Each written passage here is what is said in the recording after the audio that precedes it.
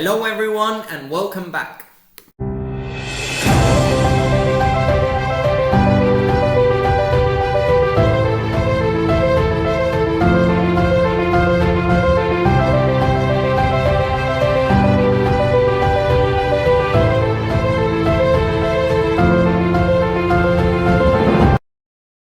Hello guys, well, I have finally finished Reaper's Gale. This book was enormous. I'm telling you, this was just so big. I think it's the biggest Malazan book up until now.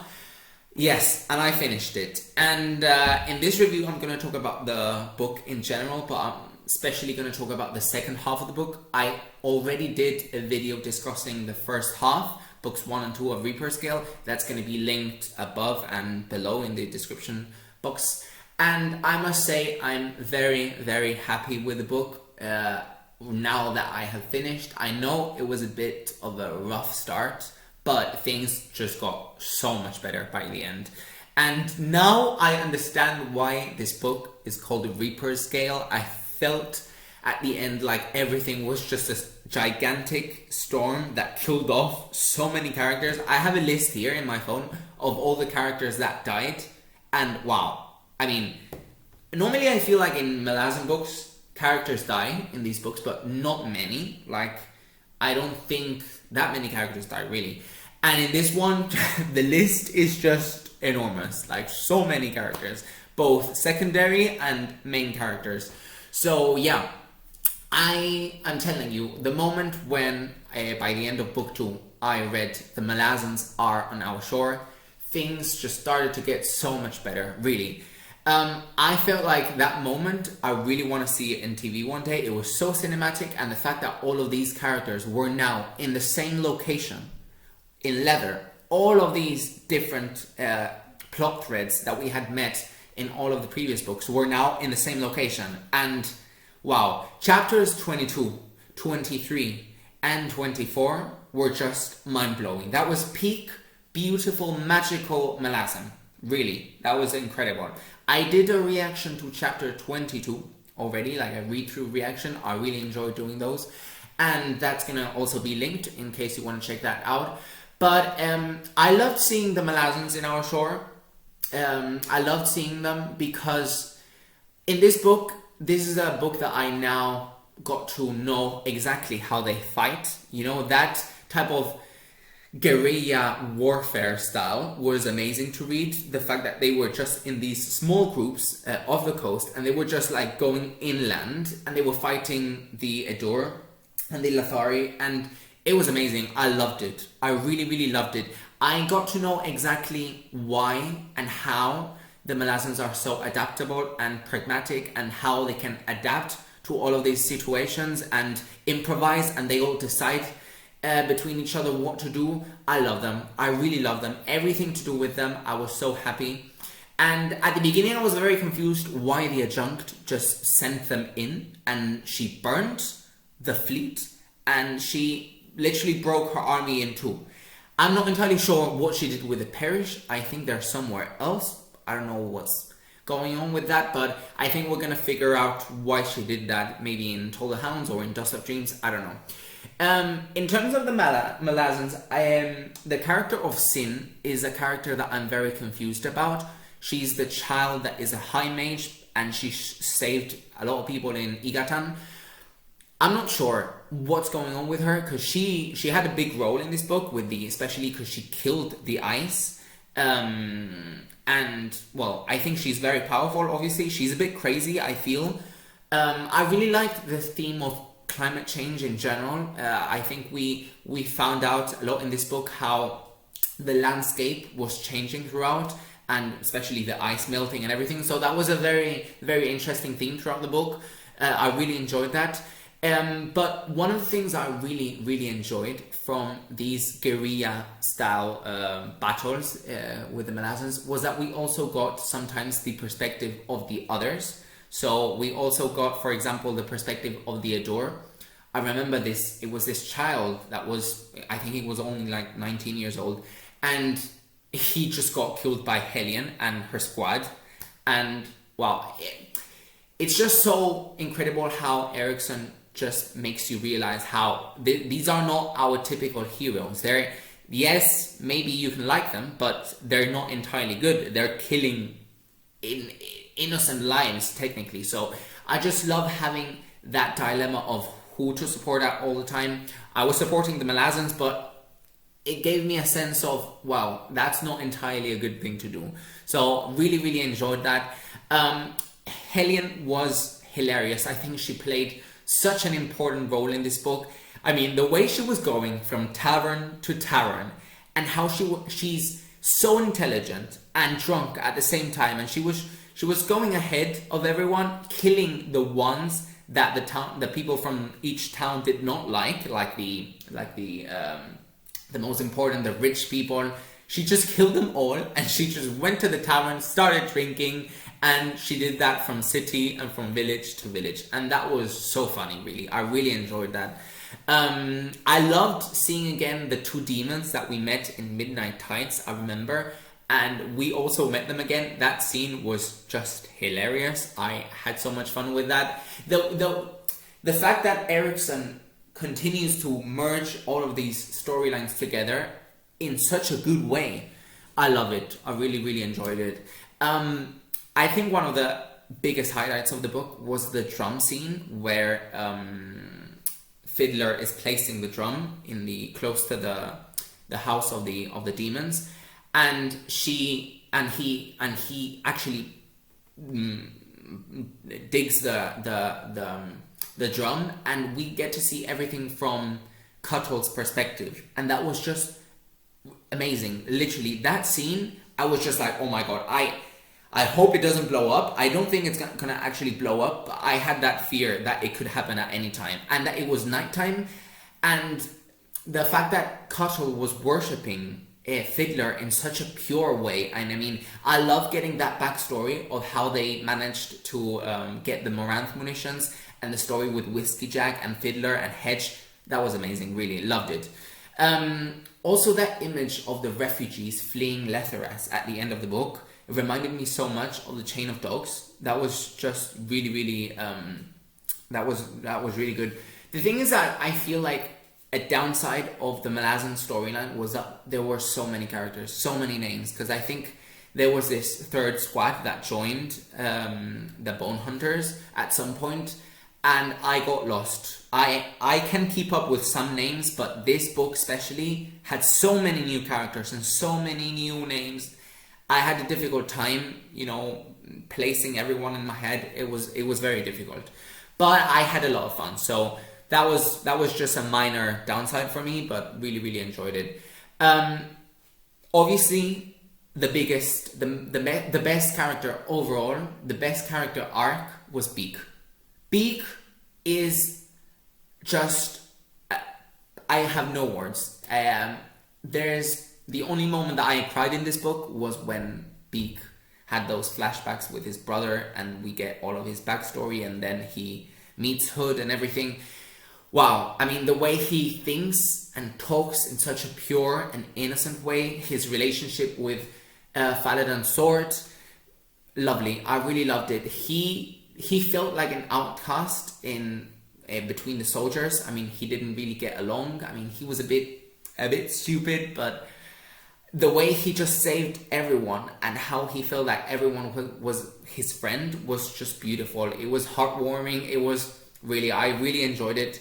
And the fact that Hood was waiting for him at the gate was beautiful, and it gave me a new perspective on Hood. I can now understand why so many people like him and why he's such a central character into the book. So really, really curious to see more of Hood in the future, but I think Beak embodied the theme of sacrifice so well that we got to see many of the plot lines in this book. I mean, he didn't even know these soldiers so much. He was an outcast, an outsider. He didn't fit into the typical Malazan soldier, and yet he sacrificed all of himself, his soul, his entire self for his friends. Literally. And I mean, his relationship with his brother and the candles and the wax figures, it was perfect. And I think we only met him for 25 pages in this book. I had no idea about this character, if he popped up in previous books or not. I had no idea. But he was in this book for 25 pages. And Erickson made me cry so much. I'm still thinking. I read that chapter like 4 or 5 days ago, and I'm still crying. I'm still thinking about that scene today, really. So the beauty of writing, the beauty of literature, because I think that was a beautiful scene, a beautiful character, a beautiful storyline. I really enjoyed it, and I think sacrifice was also shown in many of the other storylines. Talk is the clear example with the Redmask storyline. I mean, he sacrificed himself for the all children, and I mean, Fear, he also sacrificed himself for Troll facing Silka's ruin. So many proofs of sacrifice in this book. I really enjoyed it, and I mean, they did this really big burial for Beak, and I also love that scene. It reminded me a lot of the Itcovian burial. I think burials are a very important metaphor or symbol of love and kind of a attachment to each soldier in the war, and I really enjoyed it. I think one of the moments that I was waiting for so long was a reunion between Fiddler and Hedge, and it was beautiful. Really, I enjoyed it so much. And I mean, that moment when Fiddler and Hedge, I think it was they were together already, I think so, and they saw Silka's ruin in dragon form coming towards them, and Fiddler just says, "Fucking dragon," and they just soldiers with munitions. They almost destroyed him. I think he fled by the end of it, but it was just amazing. I really enjoyed it. A beautiful story overall. It was great.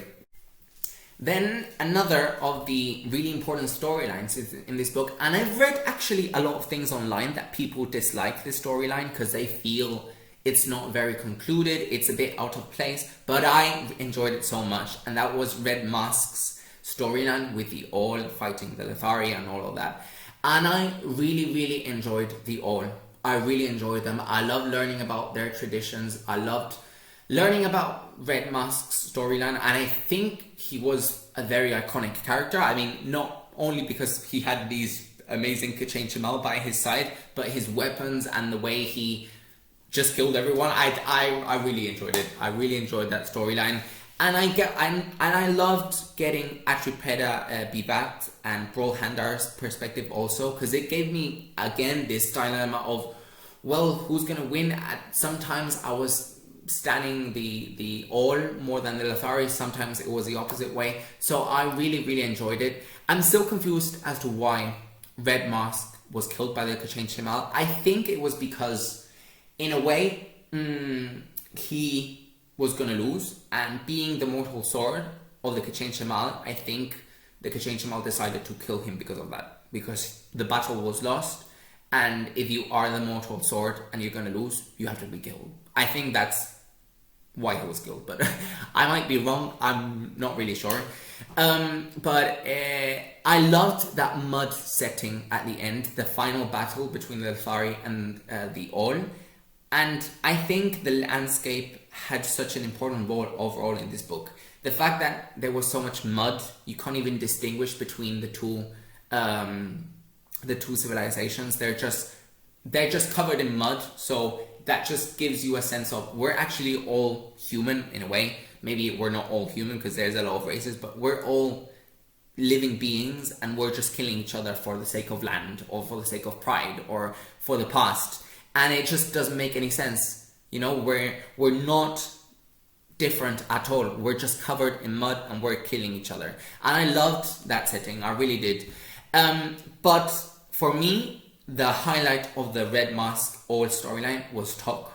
Tok, I loved him in Memories of Ice. He was one of my favorite characters over there, and he again appeared. I did not see him coming at all. And the fact that he sacrificed himself in such an epic way. I mean, the fact that he was just on his horse and he was just shooting arrows, killing everyone with his one eye. I can't even describe how epic that was. And actually, I think that was the front cover of the Subterranean Press book for Reaper's Gale, and you can see Talk shooting the arrows. That was just epic, and he did everything as a sacrifice for saving the all. And you know what? He was killed, and not only killed, his face was ripped off, and that was just tragic. And I just hope he just rests in peace. I have a theory that I will now share, and it's that when Hood came to meet him at the gate of death, I think Hood, in a way, tried to claim Tok in his house, to try and get him to be part of his house. I don't know in what role. The thing is that the wolf gods have already claimed his soul, and that's why he continues to have one eye. And so I think there will be some battle between Hood and Tog and Fandarai. I think that could be. I don't know. But I think we're going to see more of Tog in the future. And I'm not sure I'm very happy about that, because I just want him to rest in peace. I think he's done enough. His battles, he's gone through so much.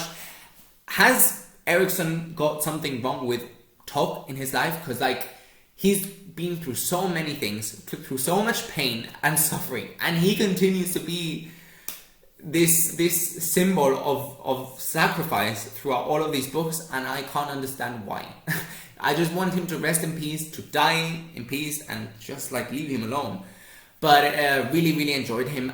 And the things that surprised me even more was to see Tool again, and the Barghast and Kilava and everyone. I did not see that coming, and the pain when Tool discovers that it's Tog, the one that died, that was just painful. But I really, really enjoyed seeing him again. I think the Barghast are gonna play another big role in the future books. So let's see. I hope to see Tool again in the future, because I really, really enjoyed him. But overall, I think the Redmask storyline is again a symbol of, you know, being an outcast, being an outsider. You know, there aren't many differences between all of these civilizations. It's just a pointless fighting for land or all of these things, and I really, really enjoyed it overall. Then another of the groups of this book was the group that I really, really disliked at the beginning. The group of Silkas Ruin, Serempedak, Udinas, Fiersengar, Kettle, and Wither. And at the beginning, they were just wandering in the wilderness. They were avoiding scouts, and they were not getting along at all. They were such a pain in the ass, because they did not get along, and they were just arguing the whole time. That's why I really disliked them. But from the moment when they joined Clip and they found out the Andy city that was in the middle of the mountains, that was really, really cool. I started to enjoy their storyline a lot.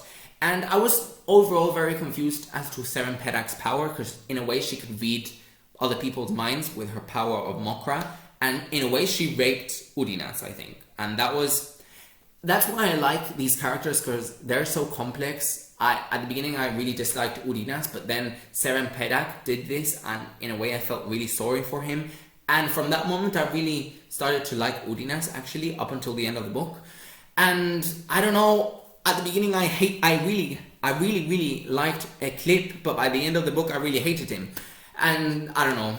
Then they go into Starvalt to Merline, they find all of these dead dragons, and then they step out from that warren, and then they enter the Refugium, and they face Onrak and Troll.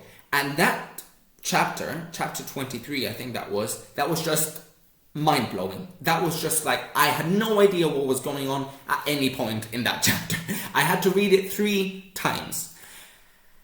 The moment when Fear gets killed by Clip, and he, with his chain, that chain, I can still read about that chain, and it's just painful, and he just cuts off his neck, and Troll sees all of this, his pain, his despair. That was just horrible, and Fear stabbed Silkas Ruin in the back, but then Wither, I think, attacked Udinas, and then Serempedak kills Wither with Mokra, and then Silkas Ruin takes Prowl's knife, and he kills Kettle. and I'm still unsure as to why he did that, but in a way, the Asath is now a real place in the Refugium, and so it's not part of the memories from the past anymore. But wow, that was just amazing. And then we figure out that Onrak is Pral's father, and then Kilava appears all of a sudden. I don't know how. And yeah, I don't know. That was painful. The thing is that the most tragic thing from that scene, I think, was Kettle. Because in the previous chapters, Kettle had said so many times how she didn't want to die. And, you know, she was holding Udinas's hand in the previous chapter. And it was so sweet. And I just wanted to see this child happy forever. And then the way that Silkasruin kills her in such a cold way, that really hurt so much. That poor child. And the way it was described, it was so cold that it was just really, really horrible. But that whole chapter was just fantastic. At the beginning, I wasn't very keen, especially in Midnight Tides when we first go and see the Refugium. I wasn't very keen on it, but it was all those characters, I loved them at the end. I really loved them. Especially Onrak and Troll. His friendship, again, was so pure in this book. It was so, so beautiful. And then they get together with Hedge and Quickben, and wow, I mean, Hedge and Quickben was another highlight of this book, because I feel like we get clues that in the past they didn't get along very well together, but their friendship and their continuous banter in this book is so, so good, really. And what I really enjoyed was when Onrak comes back to life when he enters this Refugium. And seeing everything from Troll's perspective was pure. It was so, so, so beautiful and so heartwarming, and it broke my heart. And then I kept thinking that Onrak was going to die in this book. Thank God he didn't die, because I couldn't bear another death in this book. But that moment also when he's remembering everything that he did in the caves and painting Kilava in the walls, loved it. That was a nice flashback to House of Chains. And then the three dragon sisters, Menandor, Sheltathalor, and Sukul, appear, and then they get smashed and they get destroyed by Hedge, Quickben, and the Ben-tracked Imas. And that was just... I had never thought that they were going to be killed in this book. They seemed so invincible and so powerful, and I did not see that coming at all. Again... this book continues to surprise me, and especially these power levels. You never know who's going to be more powerful than the other. You know, this really powerful mage and this sapper killed 3 incredibly powerful dragons, or so taken, I don't know. But I'm glad that these sisters are not going to be in this story anymore, because I wasn't a fan of them. I liked Menandor to a certain extent, but the other 2 I couldn't care less about. So I'm glad they're off the page and off the series, so that was good. But what I really, really enjoyed at the end was how Hedge and Quickben, they were just like telling Troll that he should, go with Seren Perak and have some time alone. And that was so, so, so nice and heartwarming. And I really, really enjoyed it. So the Refugium as a whole was a very, very good storyline. I loved it. And yeah, I hope to see more of Rudelal in the future, because I think he's a really interesting character. And yeah, that was a very good storyline. Then moving on to more of the Lethari stuff and the Liberty Consign and the Patriotists and everything to do with Rulad and Tihol and Bug. Wow. I mean, I think overall in the Lethari part of this book, a really important theme that was very... It made me think a lot, I think. And it's the things that humans do in order to gain power. And we see this, for example, in the Patriotists and in the Karos Invictad and Tanal Yafanar. We see this in the Taistador, how some, like Han and Mossack, what the things they do to gain power. We also, in a certain extent, saw it with Redmask, and how everything that he did in order to gain power, how he killed the Elder. And I found it so tragic to see how all of these Taistador were being devoured by this Lethari system, by this wheel that was so strong, and they broke all of the Tastador apart. They isolated Rulad, Bruce and Trana, for example. They also, to a certain extent, brought Handar, because Letor Anict sent all of these murderers to kill him. And it was, overall, I think it was a very tragic storyline, the Ador. Especially the Sengar family. I couldn't even believe all of the things that were happening to that poor family. But Tehol and I think it was Yanat's conversation, the scholar, of why he was destroying the economy, I think that's one of the best parts of this whole series. That's one of the best conversations overall. And I think I wouldn't do a good job at explaining what happened in that conversation, but I'm just going to say, if anyone goes to that conversation, I think that sums this whole novel perfectly well.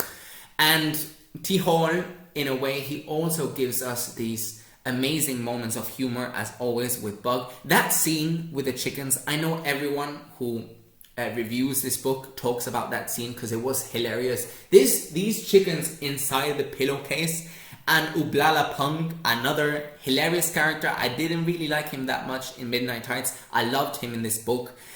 And that moment when I think it was Tanal Yafanar, he comes to arrest Bug to Tehol's house.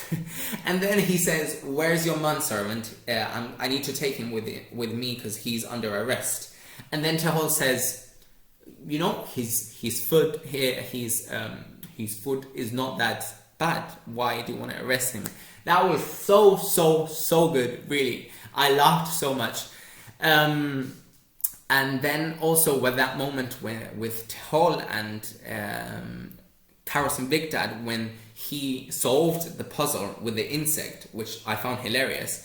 And then he thinks he's going to be free, and then he tells the insect to run away. That was another moment. Tehol continues to be one of my favorite characters ever. His relationship with Bug, again, was beautiful. The best parts of this book, for sure. And I did not see it coming that Brisbedic was going to come back. I think it was thanks to Bruth and Trana, which, by the way, was another really tragic character, because that moment when he realizes he's actually dead was very, very sad. But I don't know what to think about Brisbedic coming back, because normally, I have to say, when characters die, I prefer when they die. In certain extent, in certain cases, I think that characters like Hedge, when they come back because they've ascended, are nice, and I really enjoy those moments. But characters like Briss, he was poisoned, and I think he should have stayed dead. I don't know what happened with his two fingers. I don't know why Featherwitch had one finger. I don't know why Selush had another finger. But, well, I mean, he's back. He reunited with Tehol. That moment when he reunited with him and Tehol thought he was dead was also really, really good. Loved that. And I don't know. I'm glad he killed Karos and Victat, because I think he deserved it so much. But I don't know. I don't know what to think about Brisbedic coming back. I'm not too happy about that. And then the thing is that in these final 3 chapters, so many characters died. Shriban Nol, the Chancellor, for example, who we found out was the son of the Arand, by the way, and that was just like, wow. He gets killed in one of the most insignificant ways, as a kind of a side thing in the chapter. And that's something that I also really, really like about Erikson's writing, and it's that he makes everything really, really realistic. You would expect in many series to kill these really evil characters in such a tragic and painful way, but the Chancellor, he just gets killed on a side without much significance, and it makes everything so realistic and so real and so, yeah, like so conventional. I really like that. I really like that from Erikson's writing. And well, by the end of the book, we found out that Tehol is now the Emperor of Leather. And I think that's one of the most ridiculously awesome things of the series. I really did not see it coming, but I'm very happy about it. I just can't wait to see more of Tehol in the future. Please tell me he appears again. I hope that the Leather storyline isn't just pushed to a side and then never appears again. I hope we see these characters again. And again, talking about Roulade, I think Roulade, at the beginning of the book, I thought he was going to play a much bigger role. I thought that we were going to see more of him. I don't know why. We only got to see him sometimes. And I wasn't very happy about that overall, because I think he was a very tragic character. That moment, that scene when he visualizes all of his family and his tribe in the throne room and everyone is dead. He killed accidentally his parents in the dungeons because they flooded and they drowned, and that was just so painful. And the way he couldn't even sleep, he had nightmares thinking about Troll, thinking about fear. Such a tragic character, and the fact that he couldn't even die, and well, I don't know. But in the end, he dies, and that's thanks to Karsa Orlong. And Karsa Orlong and Samar Dev are some of the most amazing duos of this series. I think it's actually my favorite duo of this series. I think the way they play off each other, and they're just like, it's a continuous coming back and forth of exchanges. I love it. For me, it's like music to my ears. But I thought that Karsa was going to die by the end of the book. I actually thought he would somehow die and then come back, because many of the dead characters actually come back in this series.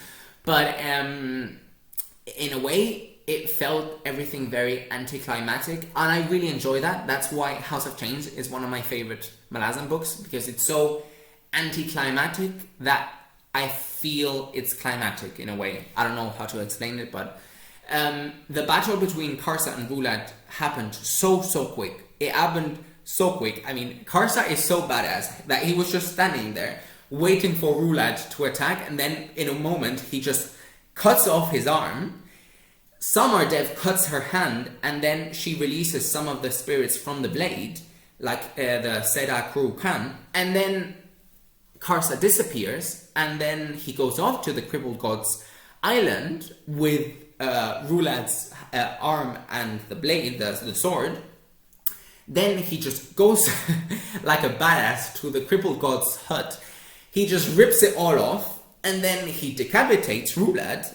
And then I think the Crippled Gods plan was to give Karsa Orlong the sword from the beginning, so Roulade was just an instrument to get that to happen in the end. And then he just rejects the Crippled God. He just walks away. He just punches Withal. He tells him not to do this again, and then he just walks off. And then, I mean, if you don't love Karsa, I don't know what's wrong with you, because he's just hilarious. He's just so badass. He has the choice of his life. He is the owner of his destiny, and I couldn't love him more. Really, I really love him. And then, talking about tragic characters, that moment when Troll goes to find Roulade, and that was just one of the saddest parts of this whole book, and probably the thing that I didn't see coming at all, really. I thought Troll was gonna be with us until the end, and then he just lies next to his dead brother, and in 1 second, he gets killed by one of the most minor characters that I couldn't care less about. I think his name was Sirin. And that was so painful, really. The thing is that Troll, from the very beginning, is a character that I loved so much from House of Chains. His relationship with Onrak, I stand from the beginning. And the fact that he isn't going to be with us, that was so painful. And the Errant was with us in that moment, and he watched everything, and all of these million of coincidences that happened for this to happen, that was probably the Errant who did that, and that's why I hate him so much. I hope he dies. I really hope so. I'm not sure if he can get killed, but I hope he gets killed, because I hate him. And talking about the Errant, the thing is that I really disliked him from the beginning. He trapped Bug Mael below the city, and then he kills Featherwitch. And this is what was really interesting. And Featherwitch is a character that I hated so much. I hated her from Midnight Tides, really disliked her. But then in one page, we get her backstory. We get to know what happened to her. She was raped when she was very young, and she was trying to hide everything in her mind. She didn't even want to think about this. And in that moment, when she gets drowned by the Errant, I just felt really sorry for her. All of a sudden, I really cared for her so much. And yeah, that's what I love about this series. And another character that gets killed is Hanan Mossag, who was trying to free the sea monster that was trapped by Mael and the Jagged in Midnight Tides. By the way, who is this Jagged sorceress? Who is she? Have we met her? Because I'm not sure. The only Jagged female that I feel we've met was the one that got killed in the Bone Hunters. So I'm not sure if she's the one. I don't know. But I didn't see that coming also. And two things. The gods that were, I think they're gods, the two people, the man and the woman that were waiting by the lake and they were drunk, are those gods? Because I feel like we got clues that they're gods because they've been there for like centuries or millennia. So I'm not sure who they are. And another thing, talking about Icarium, I feel like Icarium was a part of the storyline that didn't feel very concluded, and in a way that's a bit of a thing that I really didn't like that much, because Icarium was being, especially everything to do with the city and the machine that he built in the past, I think we got so many clues that it was going to be so big and the reveal was going to come in this book, and it didn't happen. And so I felt a bit unsatisfied with that ending. We find out that Icarium is half to Black Eye, and that was like, wow, didn't see that coming. And well, I think he has to do something with the machines and the fact, something related to Krull and the warrants. Maybe he's gonna create new warrants or destroy warrants with that machine. But I think it has also something to do with the Kachin Shamal. Maybe he knows something related to the technology of the Kachin Shamal, and that's how he in the past created that machine. But now maybe he doesn't know how to activate it. But that scene at the end when he just walks into the house that was destroyed and everything gets destroyed. Everything, literally. All of these characters like Rautos Hivanar, Tara Lakvid, the Taxilian, the monk, all of these characters, they get wiped off. And for example, Tara Lakvid, all of a sudden, he gets killed, and it's just chaos of destruction and explosions, and wow, he disappears. So I guess we'll see Icarium for sure in the future, but I'm very curious to see more of his storyline. Wow, I mean, I'm just so exhausted that this book has so many storylines. One of the others that I feel a lot of people have told me that is going to be very important in the future books is the Sheikh storyline. I don't know what to say about that because we didn't get that much in this book. I really like Twilight, so I'm curious to see more of her. We know that the Sheikh are somehow related to the Taist Andi. They worship the shore and the sea. We know that they throw off some of the demons that are just born. They throw them into the ocean. So I'm not sure what to say about them. I'm curious to see more of her, or more of them in general, because I feel like they're a very, very interesting civilization or religion or whatever they are. So really excited about that. But one of the things that I really enjoyed of this book, and they were very, very minor, was Nimander and the other Taist Andi. And that scene, especially when Nimander stays awake because where he suspects his sister Faed is gonna kill Withal's wife. I don't know what, Sandorlath Kurlat, I don't know what her name was, but he thinks he's gonna kill her, and he stays awake for so many nights, and then he just wakes up one night to follow her sister. And that scene, the way it was told in such a way, on such a stream of consciousness type of way, that was spectacular. I love that. I love that way of writing. And I really liked Nimander. I really liked him. So I'm really afraid of what's going to happen to that group, because by the end, in the epilogue, Clip comes to get them, and they're going to take them to Anomander Rake, and he says he is the herald of Mother Dark. So I don't think anything good is going to happen to that group, but I hope Nimander stays alive because I really like him. And overall, I think in general, the epilogue was my favorite in all of these books. That reunion between Udinas and Rudelal, his son, was lovely. I loved that scene. It was magical. And the fact that these Imas in the Refugium are going to be able to stay alive and everything was lovely. Seren Pedak's meeting with Bug at the end, and the fact that she is pregnant with Troll's son. Wow, I mean, that was a beautiful way of ending this book. And I think that son is going to play such an important role in the future of the series. So in general, I must say that Reaper's Gale was a fantastic book. I think it was really, really good compared to how it started, because I thought at the beginning, when I was starting this book, I thought, okay, this is just barely in the same place as Gardens of the Moon, which is the book that I dislike the most.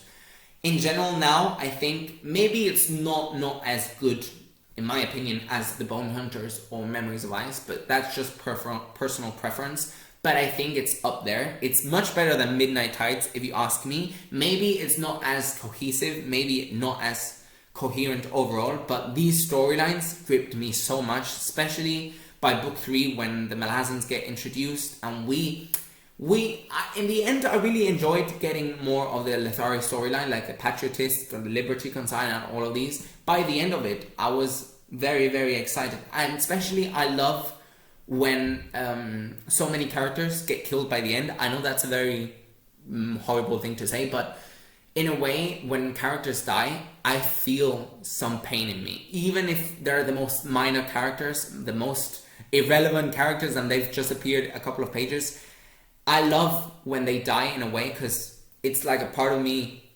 gets lost with that character, and I love feeling that feeling. I don't know. And in general, I must say that this book was so good. I think it's it had a very satisfying conclusion by the end. I think the Rulad Sengar family storyline, it was tragic. It was tragic in a weird Shakespearean way, because everyone in that family got killed by the end. But we get those beautiful moments of friendship between Hedge and Fiddler, Onrak and Troll, all of these beautiful friendships that I will remember forever. And in general, I'm very happy with how this series is going. I feel like I will love Toll the Hounds a lot. We're going back, I think, to Darujistan and what was the other city? Black Coral. And I think we're not going to get many of the Malazans or the Bone Hunters, but I've heard it's very philosophical, so I'm very, very excited to hear about that and to continue this adventure. And I hope you guys have liked this review. I know this one was a bit all over the place, but I think this book had so many things going on, so many storylines converging with each other, that I think that's the only way of actually talking about it. So sorry if it was a bit of a mess, but I hope you guys have enjoyed. Let me know how your experience was reading this book, and I'll hope to see you in the next video. Bye bye, take care.